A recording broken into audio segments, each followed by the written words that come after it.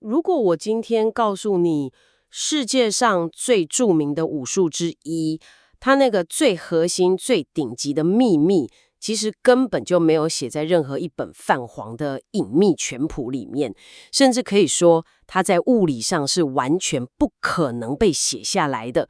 你听到的时候会怎么想？我猜很多人第一时间会觉得这听起来太像武侠小说的情节了吧？对，真的会觉得是不是在讲什么失传的绝世武功？但今天我们的这场深入解析，就是要带你来拆解一个非常反直觉，可是又很真实的问题，就是为什么同一套杨氏太极拳，有人在公园里面跟着比划了好几年，却始终只有学到那个招式的外形，可是有些人却能够真真实实的尝到这套拳里面真正的那个味道。嗯，为了找出这个答案，我们这次其实整理了一叠非常有意思的资料，这里面包含了王家跟朱家这一系的太极拳口述传承记录，还有历史上的武术细补年表，甚至我们还跨领域看了一部分现代的人体工学跟运动力学的理论。没错，就是要把太极拳从那种什么发射气功啊、隔山打牛的那种玄幻滤镜里面给拉出来。确实是这样。透过交叉比对这些史料跟科学，我们今天的主线任务是要带你去看一种在现代社会已经越来越罕见，被学界称为默会知识，也就是 tacit knowledge 的技术传递过程。所以在这集节目里，我们要带你深挖这条被形容为有味道的传承路径。这条路是从清代北京的王府生强，一路走到王永泉、朱怀元还有竹存轩这几位关键人物的手中。这是一段很特别的历史。没错，不过要搞懂这种看不见又摸不着的默会知识到底是怎么被保留下来的，我们得先回到它最初生长的那个极度封闭的温室，也就是清代北京的王府。我看资料上写说，杨氏太极拳的重要开创者杨露禅，他带着一身武艺到了北京，甚至把拳法带进了清廷的系统里面。但那个时代的王府，对一般老百姓来说，应该是一道根本跨不过去的高墙吧。这不只是一道墙而已，它其实是一个绝对隔离的物理跟阶级屏障。你想想看，当杨露禅在北京闯出了那个杨无敌的名号之后，这门武艺就直接进入了门禁森严的王公贵族世界。也就是说，一般人根本看不到。其实，我们不能很武断地说清朝有什么法律明文规定平民不准打太极拳，但当时的阶级藩篱真的造成了一个极端的资讯落差。能在高墙里面直接接触到杨家拳时，甚至接受那种1对1近身指导的，几乎全部都是王公、贝勒或者是宫廷侍卫。哇，这等于是 VIP 限定的私教课了吗？对，这就形成了太极拳发展史上一个很有名的现象，叫做分层传授。分层传授，所以也就是说，墙外的一般老百姓可能运气好，在街上或者是外围看过几眼那个拳架，然后大脑就记住了，哦，手应该怎么挥，脚怎么踢，然后就以为自己看到了太极拳的全貌。但墙内的贵族们，他们学的完全是另一套运作系统。完全是两个世界，能在外面看到动作，跟能走进王府被老师亲手调整姿势，那个资讯量是天差地远的。可是这就让我看资料的时候产生了一个非常巨大的问号。如果说最核心的技术都被锁在什么贝子府啊、王爷府里面，那后来是怎么落到一般老百姓，也就是我们今天的主角汪家跟朱家身上的？因为我常常听到一种说法是，杨露禅亲自收了那个普伦贝子当徒弟，然后这道拳才慢慢流传出来的。这个说法确实是在武术圈流传得很广，但其实只要我们把历史年表稍微拿出来核对一下，就会发现一个很明显的破绽。什么破绽？时间对不上吗？对，完全对不上。杨露禅大约是在西元1872年左右过世的，可是这位普伦贝子呢，他是在1874年才出生。哦，所以两个人根本不可能在同一个时空相遇啊。没错，所以真正进入普伦贝子府去教拳的，其实是杨家的第二代，也就是杨露禅的儿子杨建侯。原来是第二代。但就算是杨建侯去教贝子好了，那这跟王家又有什么关系？关系可大了。根据汪永泉这一系的传承记载，这段历史真正的关键破口，或者我们说桥梁了，其实并不是贝子本人，而是贝子府里面的一位总管家。这个人名叫汪崇禄。总管家，所以是管家在学。你想想看嘛，身为一个皇室贵族，普伦贝子平时的政务非常繁重，应酬又多。他根本不可能像个武馆学徒一样，每天早上6点起床，在那边按表抄课、蹲马步。确实，贝子可能一个礼拜只有礼拜天下午突然有空，说想要练个2小时这样。那杨建侯平时在王府里面要教谁？总不可能在那边干等吧？对，这时候汪崇禄这个总管家，他那个特殊的功能就发挥出来了。他必须扮演一个叫做代学代教的角色。等一下，代学代教，意思是他先帮老板去上课，回来再教老板吗？没错，因为贝子没空，所以汪崇禄就必须先跟着杨建侯把整套全学会。他必须把每一个关节的细节，每一次发力的逻辑都记得清清楚楚。等到贝子有空的时候，汪崇禄再去陪贝子练，甚至代替杨建侯来亲自指导贝子。哇塞，这个位子简直是 VIP 中的 VIP 耶！他等于是有王府总管的资源，然后实际上又扛下了杨家亲传弟子的训练强度。没错，他等于是刚好站在了贵族生活圈跟那个顶级武术教学的十字路口。可是如果只是这样的话，这门手艺可能到汪崇禄这一代就跟着清朝一起结束了。但我看资料发现，真正把这道系统转化，然后提炼出来的，其实是他的儿子，也就是当时才7岁的汪永泉。可是这一点我真的觉得很纳闷，一个7岁的小孩在院子里面跑来跑去，这到底跟掌握一门高深武术有什么关联？其实这就牵涉到我们前面提到的神经科学，还有肌肉记忆的本质了。我们在研究中称之为长期浸泡。长期浸泡。对，汪永泉从7岁开始，他就一直生活在父亲练拳、王府授权，还有杨家人频繁进出的这种环境里面。他不仅从小就跟着杨建侯、杨少红这2代大师接触，后来长大了又跟着杨承甫学习。对一个7岁的孩子来说，他根本不是在上课，他是在生活。哦，我懂了，这其实就有点像我们在学母语的过程，对不对？对啊，你看我们成年人去学外语，都是大脑先去死背那个文法结构，然后再强迫自己的嘴巴发出那个陌生的音。没错。可是小孩学母语完全不是这样啊，是耳朵先听习惯了那个频率，然后身体先记住了发音的肌肉感觉，等到长大之后去学校，老师告诉他，哦，这叫做主词，这叫做动词，他才会恍然大悟。所以汪永泉学太极拳也是类似这种感觉吗？这个比喻非常精准。你看哦，成年人去学太极拳，教练如果跟你说肩膀放松，你的大脑听懂了，然后你就开始用大脑去命令肩膀掉下来，结果往往是你的肌肉反而变得更僵硬。真的，越想放松就越紧绷。但汪永泉不一样，他是在身体还没有累积现代人那种就是久坐啊、焦虑导致的肌肉紧绷之前，就已经反复在体验正确的力学结构了。他根本没有把错误的用力方式练成习惯。这种状态是现代成年人花再多钱请再贵的教练都买不到的身体先机。哇，这听起来超有感。好，不过我们前面一直反复提到什么体验正确的力学啦，尝到真正的味道啦，但我必须在这里稍微打断一下。我们把话讲白一点，因为我看这些武术文献的时候，常常会觉得满头雾水。怎么说？就那些名词啊，什么味道、气、劲，这听起来真的很像武侠电影里面那种双手一推就能把人震飞10公尺远的气功。如果我们今天是用现代物理学或者是运动科学的角度来看，所谓的味道到底是什么？总不可能是发射气功吧？当然不是。我们今天绝对不谈发射气功。如果在现实的物理世界里面去定义这个味道，它其实就是我们开头一直强调的墨会之事。墨会之事具体包含什么？它包含3个极度仰赖实体接触的核心。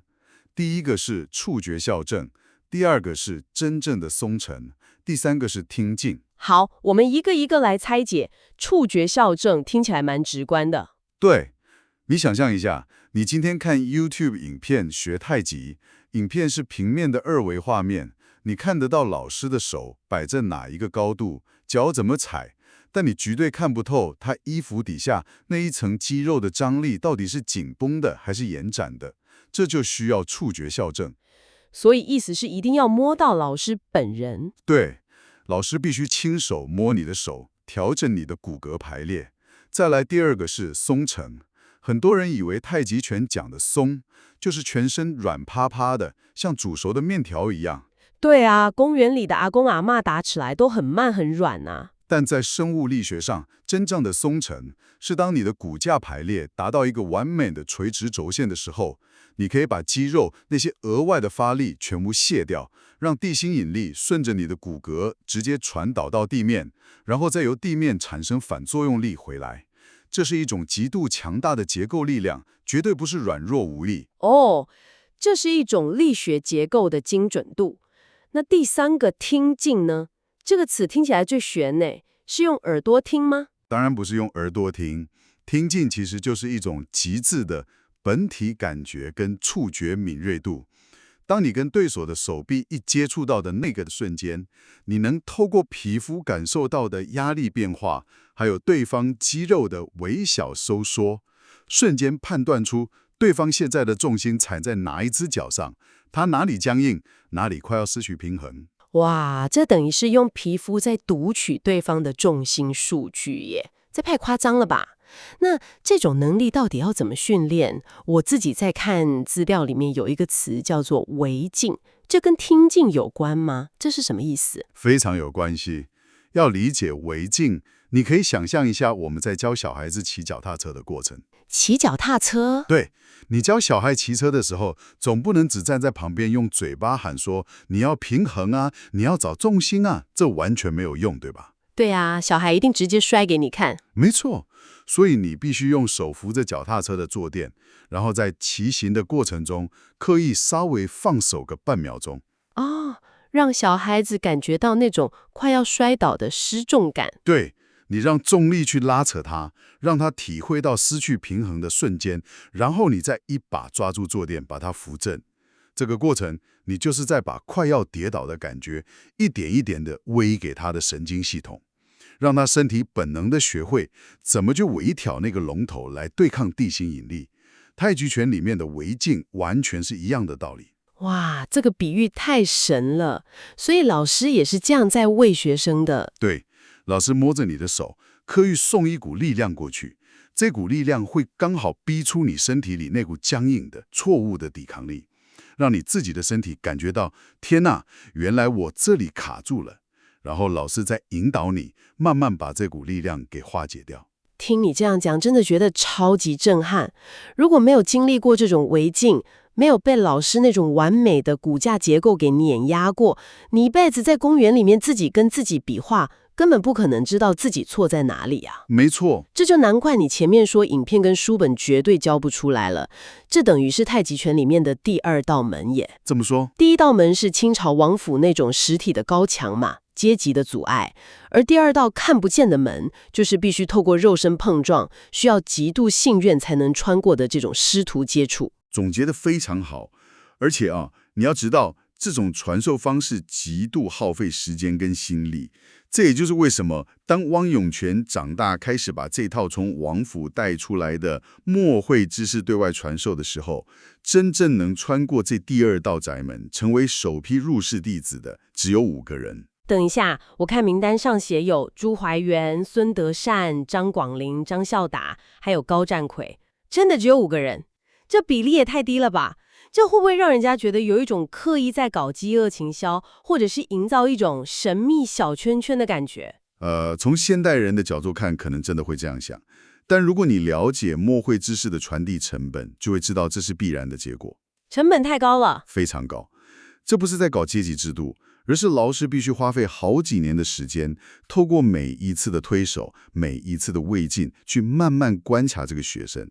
他不只要看你的悟性高不高，还要看你愿不愿意放下自我。放下自我，练武术牵涉到这个哦。当然啊，因为在推手的过程中，你会不断发现自己用错力，不断被老师破坏重心。其实这对男性的自尊心是很大的一个打击。如果没有足够的品质跟耐心，一般人是撑不下来的。我同意，这种能够一直面对挫折的心理素质真的很难得。而在这5位弟子当中，我看资料有特别拉出了一条支线，就是那位入室大弟子朱怀元，以及后来这套拳法传到他的儿子朱春轩身上的这条脉络。朱怀远确实是一个承先启后的关键角色。他不仅把汪派阳蝎太极的核心练上去了，更重要的是，他非常有系统的去整理了这一些身体经验。而当传承来到他的儿子朱春轩，也就是大约在1939年出生，然后在2022年离世的这位前辈身上的时候，历史其实出现了一个非常有趣的重叠。我在读这段资料的时候也有注意到，这简直就是一个历史的回圈呐！朱春轩小时候的成长环境，几乎就跟他的师爷汪永泉小时候是一模一样的耶。没错，他也是从小就在父亲教拳的环境里面长大，这又是另一次完美的长期浸泡。真的，而且朱春轩不只是一直看着父亲练拳，因为这层关系，他小时候还经常能被师爷汪永泉亲自指导，对吧？对，这点非常关键。你想想一下那个画面哈，长辈们在院子里面泡着茶，聊着拳理，然后顺手就把旁边在那边玩的小孩叫过来说：“来来来，手伸过来，感受一下这个力量。”这根本不是在补习班上课，就是真正的言传身教。没错，这就让我想到资料里面提到太极拳有一些极度抽象的境界，叫做松、散、通、空。我老实说，我光看到这4个字，我大脑就宕机了。这到底是在练武术还是在练禅修啊？哈哈，对一般人来说，这4个字看起来真的就像天书一样。但如果结合我们刚刚解释过的，其实并不悬。松就是骨架的精准排列跟肌肉放松，那散呢，你可以理解为把对方打进来的力量，透过你自己的身体结构均匀的分散掉，不让它击中你的核心重心。哦，那通跟空呢？通就是从脚底到指尖的动力链畅通无阻，而空呢，就是让对手摸到你的时候，感觉像推在空气上一样，完全找不到可以施力的支撑点。哇，这些境界听起来还是极度不可思议，但这其实就完美呼应了我们前面讲的。对于朱春轩这种从小在太极拳环境里面浸泡长大的人来说，当他们成年之后，在拳谱上读到松散通空这4个字的时候，他们绝对不会像我一样觉得在看天书，绝对不会，他们反而会有一种原来如此的动物感。对，因为这根本不是他们第一次接触到这个概念，而是终于有人帮他们童年时期师爷在院子里推他们逗他们玩的时候，那种深深刻在神经系统里的身体记忆，正式贴上了一个文字标签。他们是先拥有的身体的答案，才回头去对照理论的。从身体经验逆推回理论这条路径真的太扎实了。聊到这边，我想我们已经可以把今天这趟深入解析的线索全部收拢起来了。现在我们完全可以理解为什么这会被称为是一条有味道的传承。是的，因为招式的轨迹可以被摄影机精准地拍下来，拳谱上的文字也可以被扫描成数位档案，然后大量复制。但是那个隐藏在肌肉张力里、骨架排列里，还有重心虚实之间最核心的味道，是任何演算法都无法解析的。没错，它必须由一个已经将这种感觉刻进骨子里的人，透过一次又一次的肢体接触，一次又一次的胃镜，用自己的身体作为媒介，亲手交给下一个愿意承受这种漫长打磨的人。真的是这样。所以太极拳真正的秘目从来都不在什么失传的秘籍里面，而是在那些愿意花一辈子的时间慢慢分辨味道的身体里面。其实在我们今天结束之前，我想把这个概念稍微延伸一下，抛一个问题给大家。听完这个从清代王府一路传递到现代的墨会知识共识，你不妨回头检视一下你自己的生活或者是专业领域，在你的工作、你的公益，甚至是你家族煮某一道菜的传统里面，是不是也有一种无法被写进 SOP 标准作业流程，无法被 AI 总结，只能靠着人与人之间手把手去传递的味道？哇，这真的是一个很好的反思。在我们这个极度追求效率，什么东西都要数位化、速成化的时代，我们是不是正在不知不觉中失去了那种愿意花上好几年，只为了传递一种感觉的耐心？这个问题真的值得我们在追求科技的同时，停下来好好咀嚼一下。希望你喜欢今天的内容，带着这个反思，我们下次见。